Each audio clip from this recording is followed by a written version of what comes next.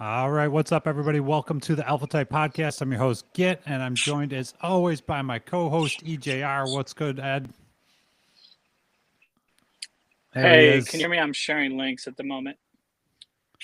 Yeah, so sorry about that. I was out of the thing sharing links. All good, man. Uh, Startup's our always a little guest rough. needs no our guest needs no introduction. He's a good friend of mine. We recently worked on a few projects together. He's all All right, well, we seem to have lost Ed already. That's not a great start, but I'm going to go ahead and introduce Board Elon Musk here. Board, of course, is the co-founder here with EJR of this big pool project that we're going to be talking about today. And I'd like to welcome you to the Alpha Type Podcast, Board. Yeah, thanks for having me. I think for EJR's birthday, I'm going to gift him an internet connection that works properly. He's had a rough go of it the last couple of tries here, not gonna lie. So I think he might appreciate that. There he is. Could you hear us that whole time, EJ? We, we, All right, we, now finished, we finished the introduction and did a little bit of shit talking of you it while was you it were was on. subtle and with love though. So and also I can't hear you still, Ed. Yeah, I got nothing. Can you hear him? Bored. I cannot, no. All right. Yeah, we're gonna. Probably for the best. All right. You're gonna have to give it a restart, Ed. I don't know. We'll do. I'll do my best to intro Board here. We'll basically let him do his own work. So, Board, you're known to many here in crypto Twitter, which is our primary audience, of course, and you've been around for a while. So, I want you to give not a ton of background, but if you want to give like a 30-second background about what you do and the space and how you built up your following, that'd be awesome.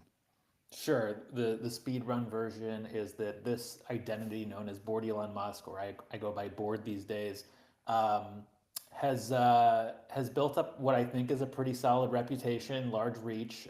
In my real world background, I spent quite a bit of time in the video games industry. Did that until around 2020, 21, and it became blisteringly clear to me that Board Elon had more opportunity than the real guy who runs him. And so kind of just full ported into running the show as Board. And since then have been, I did a couple of startups, which I am very proud of, but unfortunately did not become the next Facebook, uh, and learned a lot along the way. And now I'm doing a variety of projects and consulting and feel that I kind of operate better as a lone wolf who does many things instead of just one. But yeah, my crypto journey is quite long. I started with Bitcoin back in like 2013, 2014. Didn't really care about the technology besides just transferring money globally for free and very quickly. But then with the advent of NFTs, DeFi, all these things, I got really interested in the space. And so I would say my three areas of interest are gaming, AI, and I would say more recently the resurgence of the idea of proof of work and mining token in a very unique way, which we'll probably talk about a bit today. Yeah, that's a big part of the story here that we're interested in. And I wanted to, I think that gives us good context as what about that, mining component that interests you. I've seen you talk about this a bunch. Obviously, behind BIGPOOL is Big, which is a mining a play. And just curious, like, what is it about mining and proof of work that interests you in the first place? I think that if you go way back to the origins of crypto, part of it was about um, allowing kind of freedom of access, or I would say kind of fair access to assets and money. If you think about sort of who has controlled money over time, it has usually been quite centralized, whether it's through monarchs, through governments, through religion, whatever it might be.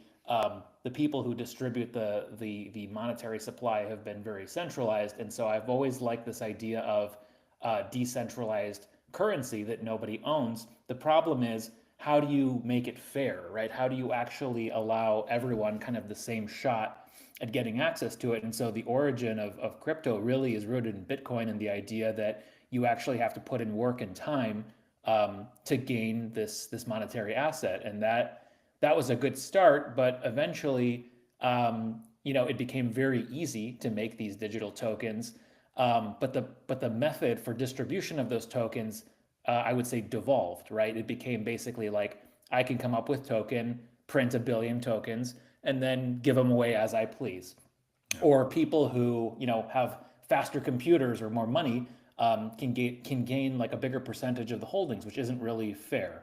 And you see this happening all over the place on platforms like Pump Fund, et cetera.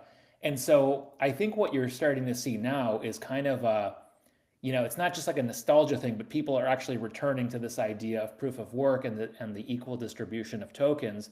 And that's kind of what really got me interested in the BIGCOIN project, because even though it isn't true proof of work, it is a call back to a time when tokens were issued in a much more fair way. Yeah, right on. Now, obviously, we have the big proof of stake experiment going on with ETH, and a lot of other groups have tried that and various versions of it. What do you think is behind this resurgence, as you're calling it, of the proof of work? Why is that becoming, hip or popular again? I think that all the experiments that have been run in terms of alternative methods to proof of work have not proven to be as fair as people would like. I mean, with Mm-hmm. Ethereum, it was originally a proof of work chain as well. Yep. Eventually, it moved to proof of stake, and I think that only could have happened because of the way it was mined in the first place. But people have tried different things: proof of history, proof of stake, proof of reserves. There's all kinds of games you can play, but I think all of them have eventually been unable to resist manipulation and fuckery, I guess is the only way I would say it. Yeah. And so Fair. Bitcoin kind of remains like the standard that works the best. And like, look, I'm not down on other chains. I use Ethereum and Solana a lot more than I do Bitcoin.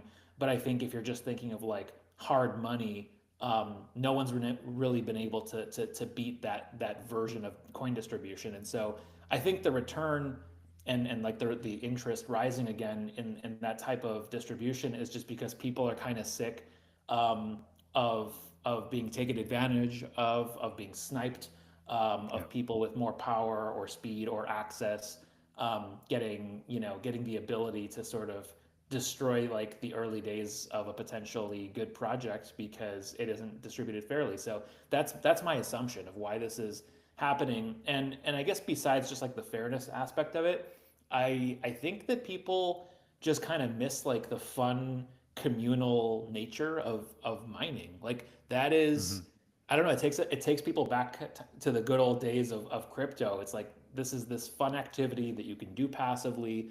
You can nerd out about how to optimize your settings. You can kind of race your friends to see who's mining faster.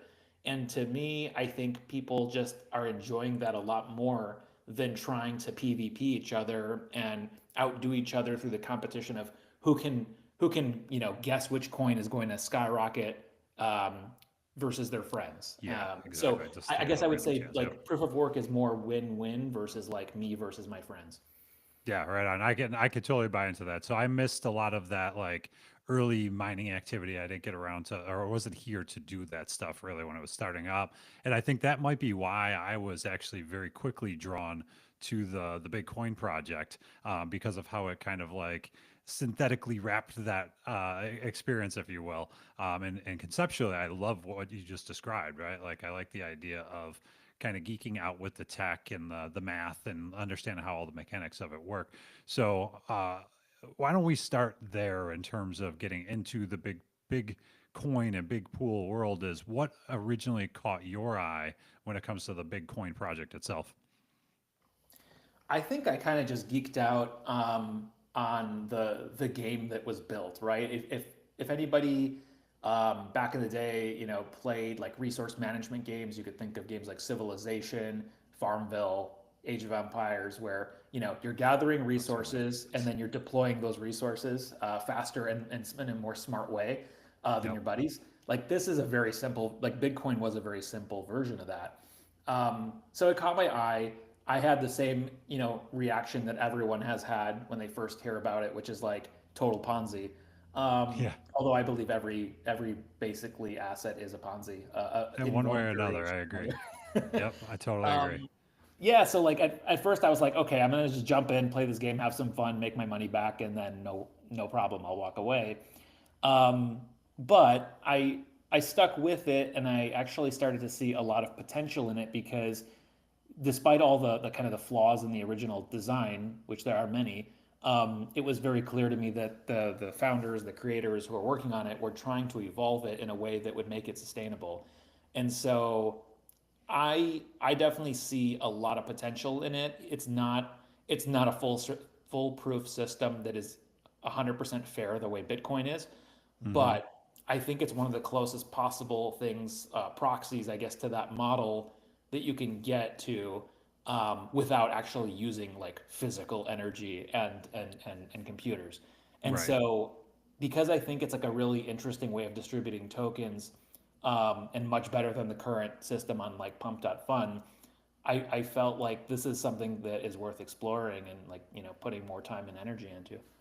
Yeah, right on. And I found it to be just very well done in terms of a project launching out of nowhere, right? Like it wasn't something I was expecting to see. I saw people talking about it, went in there, and just the experience of it was kind of like cheeky and cool. Like obviously, I'm showing one of your guys' miners here or one of your room setups, and it's like you got the penguin miners, the toaster. You start with the free potato miner.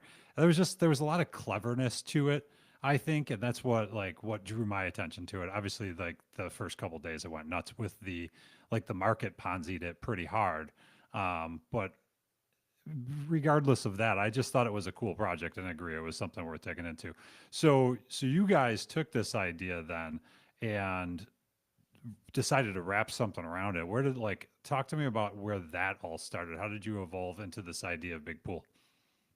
Yeah, so I think if people understand kind of the premise of Bitcoin, um, what people saw who were participating early is that it was increasingly expensive to buy these machines, right? So if you Hmm. think about actual like mining of cryptocurrency, you have to spend money on energy and you have to spend money on equipment, which is usually computer servers, that sort of thing. Yeah. So in this game, it was taking thousands of dollars to essentially buy these virtual machines that would then mine more Bitcoin. And for the most part, that wasn't super accessible to people in Web3. Like you might spend $100, $200, but some of these larger miners do cost thousands and thousands of dollars, and so that wasn't really palatable for most people. And I felt like the whole point of this thing is to distribute token in a way that a lot of people can participate. And if a lot of people can't afford to participate, that's not good. And so the premise for BigPool was, let's get a bunch of people to pool resources collectively, build up one of the biggest mining pools in the world, which I think we now have, and then basically, share in the rewards. And Yep. so by fractionalizing this mining pool, everyone who's a part of it gets a much more powerful hash rate than they would if they were doing this alone, which is basically like the foundation of how capitalism works, right? Yeah. It's like Sure. Yep. gain efficiency, gain more profit, and so on. So yeah, we did an NFT open edition. We had a 24-hour period when anybody who wanted to participate could throw in zero point zero 0.05 ETH. We got 833 people who bought one, or rather, that's how many NFTs were sold. And then we took that Ethereum and basically converted it immediately to Big. Bought up, the best possible rigs we could. We've got some cracked out mathematicians who gave us kind of the formula for what was the best room setup. And then as we mined more and more and more, we just kept adding to our overall pool. And to some degree, we've kind of turned ourselves into like, I don't want to say MicroStrategy as an analogy because they're just buying it. But if you think about the largest mining pools for Bitcoin, like Riot and others, we kind of are the equivalent now of that for Bitcoin. Yeah, right on. No, what I want to focus on for a second here is the speed to market aspect of all of this, because you guys like that what you just described, at least from the ideation of it to the NFTs live, and then even to the point where the open sale was the open edition was closed, and you had miners set up. like we're talking about like a 2 or 3 day period there. Am I right? We moved pretty fast because I think that we wanted to try to get first mover advantage because um, the earlier you start building your hash power, the more you accumulate in terms of Bitcoin, and then you basically have a lead over others. And so, Mm-hmm. in in contrast to other pools that you might see spring up that are sort of like contract based and a bit more technical, we decided to just kind of do it a bit more manual and Mm-hmm. leverage the trust we've built in the community to manage the process early and then over time decentralize it. So yeah, we moved very fast. There's 5 or 6 people who kind of actively contribute as core contributors now. And the thing that we did that I think other pools didn't do is, instead of issuing rewards immediately or very shortly after people put their big in or tokens in, we were very overt with the community who was minting these NFTs that, hey, we're going to redeploy the capital that we get out of these miners back into the pool over and over and over for Mm-hmm. at least a month so that we can gain a lead over everybody else who's doing this. And Yep. so we minted in mid-April, and basically there's no rewards that are going to be paid out until the end of May because we wanted to just keep growing that pool. And for those who are patient, that will be more lucrative. And for those who are impatient, there are other options out there. But that was the choice we made. And so we asked for trust, we asked for patience. And I think, as of today, we definitely are the biggest, Bitcoin mining pool out there. Yeah, right on.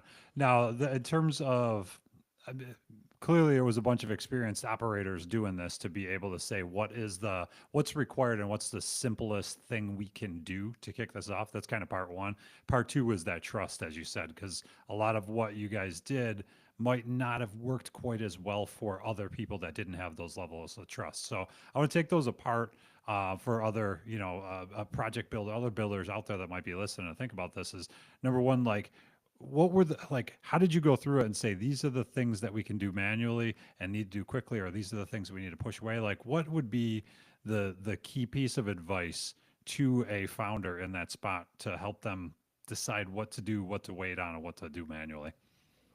Yeah, I think the fundamental question is this an application or is this a protocol, right? So if you're dealing with like a blockchain or a protocol, you can pretty much decentralize everything because it's supposed to be automated. It's based on smart contracts. The reality with Bitcoin is it isn't a protocol. It is an application, right? Like there Hmm. is one guy or two guys basically working on Bitcoin who can change how it works all the time, right? Like and they've Right. done it. They've Yep. added new miners, they've changed the cost of miners, they've changed the energy supplies. And so as of today, Bitcoin is still very human centric in terms of the decisions that are being made about it. And so our approach is, well, then we need to manually adjust and optimize as well because we need to be ready to pivot. So if you built like a Mm. mining pool that was decentralized and didn't have a lot of human oversight at the beginning, that's a problem because if tomorrow the person who runs Bitcoin changes something, well, you've locked all this money into a system that can't quickly be changed. Yep. Um, Makes so sense. so yeah, I mean that was basically the right, I think, strategic decision, and we know anybody who's following Bitcoin knows that there are big changes that are coming, and Yep. so we're kind of happy right now that we've got a little bit more manual control. So as of today, the miners getting purchased, getting the rooms getting upgraded, that sort of thing is fairly manual. The claiming process, the distribution of big token to the various destinations is now automatic. Hmm. And then very soon we're going to have rewards going out, which will be automatic. So it's half and half. It's half manual, Yeah, you're half. getting there. Yeah, But exactly. you did what you needed to get it launched and take that early mover advantage, which I think was a lot of the genius in that early operation. So that's kind of the first half of it. The other half of that, like I said, like you guys had the benefit of having networks and trust already, where not everybody's going to have that per se. But like, what would be your advice to those founders out there that are like, this is what you need to do from here on out so that you can start to build that, so you can start to have that trust from the market and be able to take advantage of these types of quick movements and manual movements like you guys did. Yeah. Well, interestingly enough, it is not a quick solution, right? The answer is time horizon. And I Yeah. talk a lot about this as somebody who operates as a pseudonym. Um, you have to invest the time to build a reputation. And if anyone hasn't heard that term, pseudonym or pseudonymous, there are anonymous people on the internet who, they create an account or an identity, and it has no reputation, right? It's just something that didn't exist yesterday and today it does. And that is not an individual that you should necessarily feel very confident in, both from an investment standpoint, trust, whatever it might be.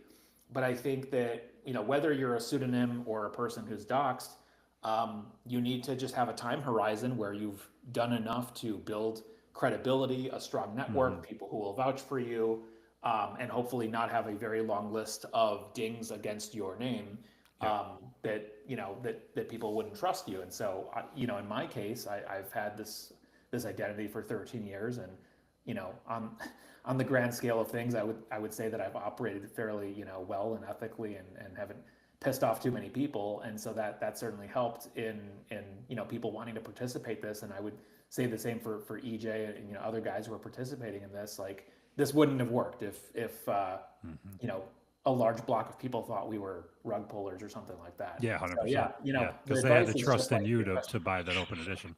Yep. Exactly. Yeah.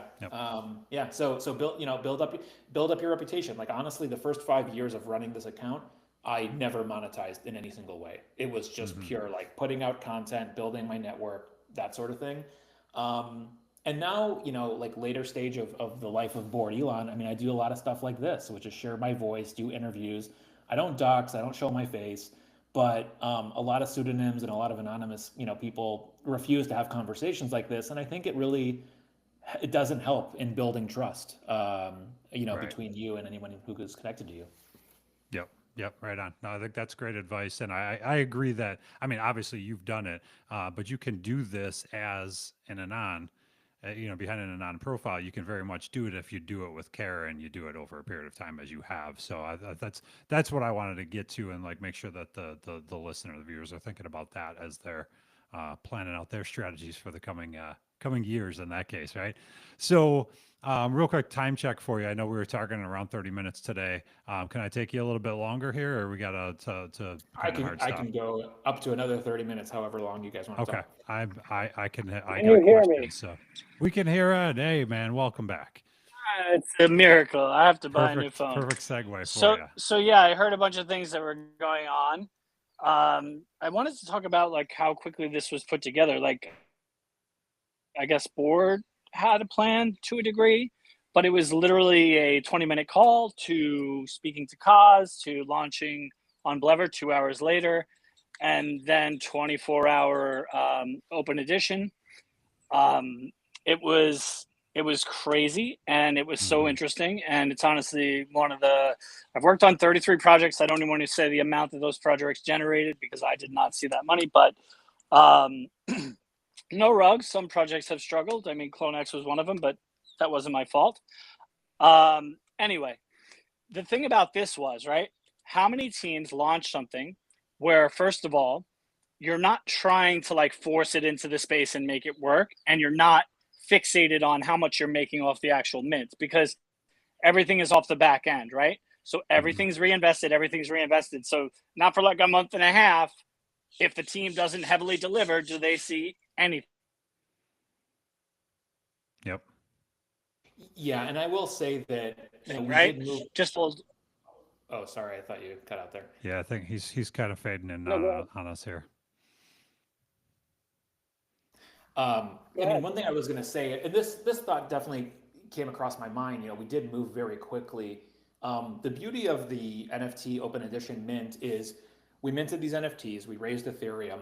If through the process of doing that, and like the days after, if we were scrambling and trying to set this up and then realized it's probably not going to work, we had the Ethereum to just return to people. So we could have just, Right. you know, pulled the ripcord and given back the money, and I think everybody would have been fine with that.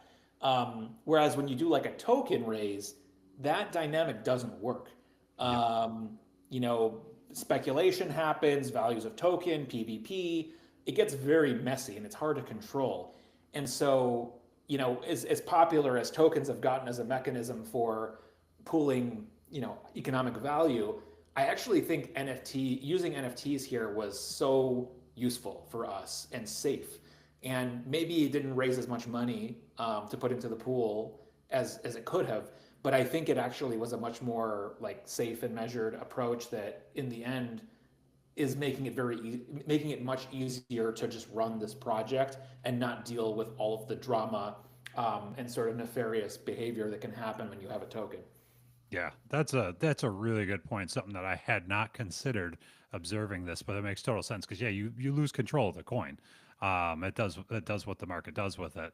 And in this case, you guys had the asset, you had the backing, you know, that was paid for it, and your costs were very low because you guys were basically like just a tight knit team, kind of sweat equitying this thing together with your own skill set. So yeah, that makes really good sense. And then the other thing too that I want to focus in on Yeah. is the simplicity of the model too, right? Like you guys didn't get real fancy with the distribution and everything else. You said send an ETH, you're going to get the NFT. NFT is going to be tied to, you know, membership or ownership, however you want to call it. And we're going to redistribute this much. We're going to reinvest this much, and the team is going to take this much for the project. Real clean, easy. All you were asking people to do was trust that at the end of the period you were going to send out the rewards. Other than that, there Yeah, I mean, wasn't much to exactly. think And about. you know, I was an okay math student, but I don't love math. And so this is really easy. It's like whatever the rewards pool is divided by 180 or 833. That's Yep. it. It's really it's really simple. Yep. And that isn't going to change because like I mean, I guess, you know, people can burn their NFTs if they want, but that's kind of it. If it ends up making the NFTs unaffordable, you know, people can individually explore things like fractionalizing the NFTs, I suppose, and all that. Hmm. But tokens get messy.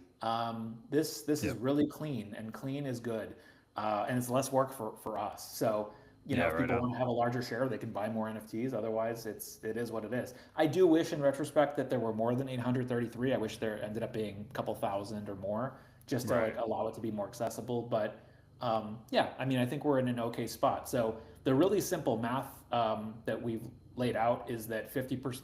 There's, you know, slight adjustments to these numbers, but basically the idea is 50% is going to go towards rewards every month, and 50% will go to reinvesting back into the pool. And if we need to change that, we can change it. You know, there's nothing set in stone because it is kind of a trust-based, centralized control right now. But yeah, everyone in the community seems pretty pleased with that structure, and so end of May will be the first distribution. And if people look at bigpool.tech, they can see in real time the rewards pool going up, and we're predicting it'll be around 70 or 80,000 big token, and you know, depending on the price of the token, we're pretty confident that people should get at least the mint price back. So people put in about $80 to mint this originally, and we're thinking that the first reward for the first month will be around $80 or more. So That's pretty after cool. that, it's all kind of gravy. Nobody can really be pissed at us because we return the money in a month.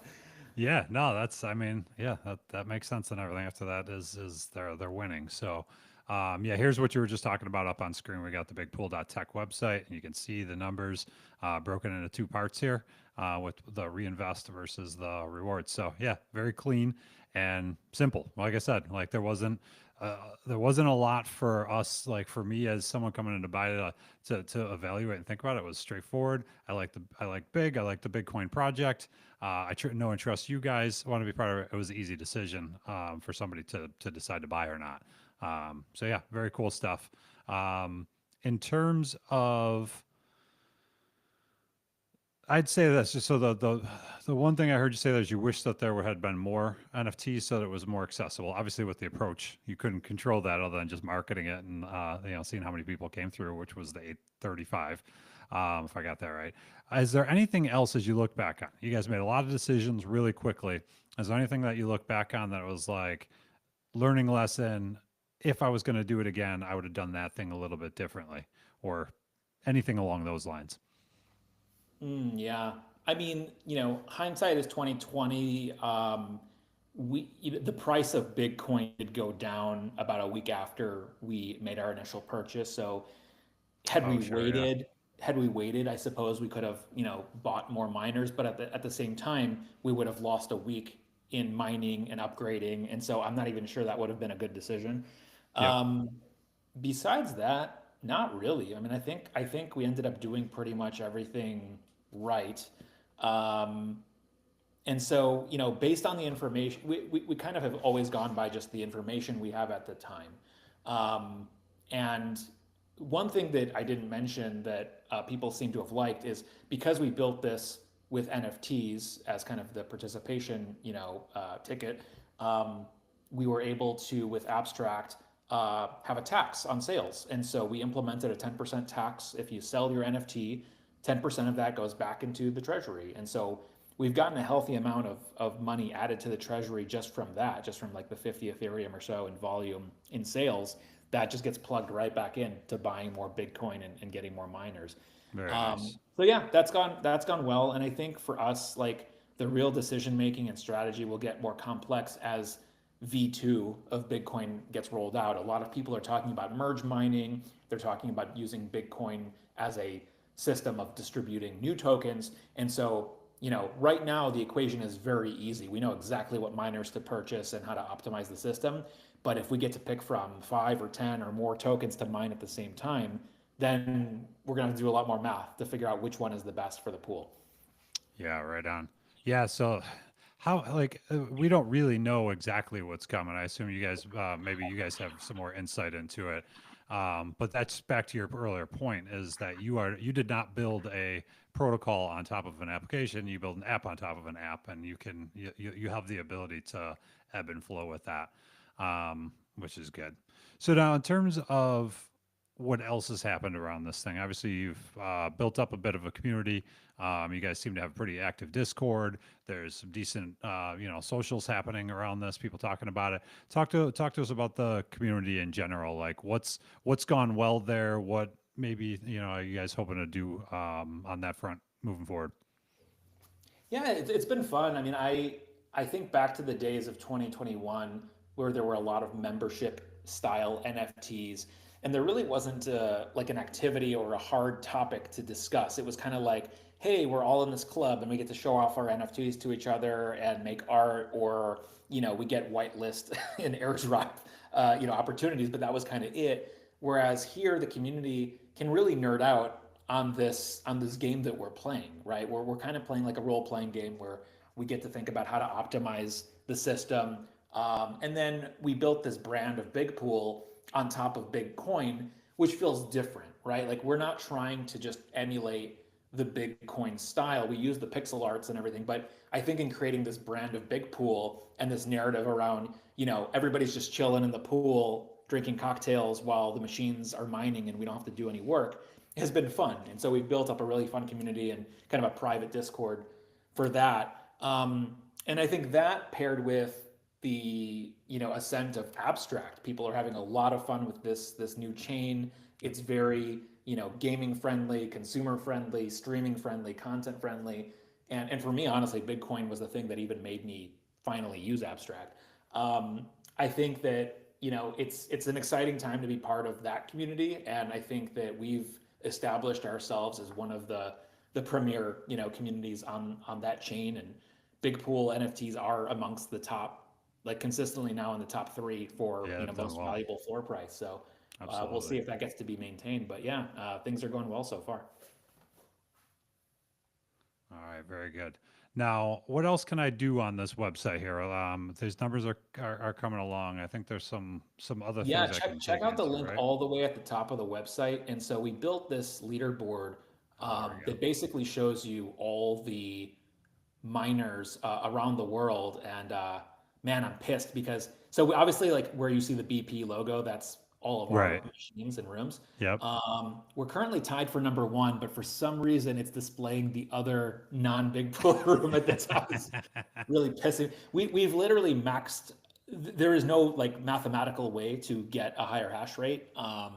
So yeah, we have the top. You can see here 5 rooms, soon to be 6 rooms. But just for anybody who's curious, like if you scroll through this, you can see that there are some significant whales and other pools that are basically maxing out their hash rate, and that's Yeah. a good thing. Like you don't necessarily want this page to have a few rooms that are at 6 million or higher.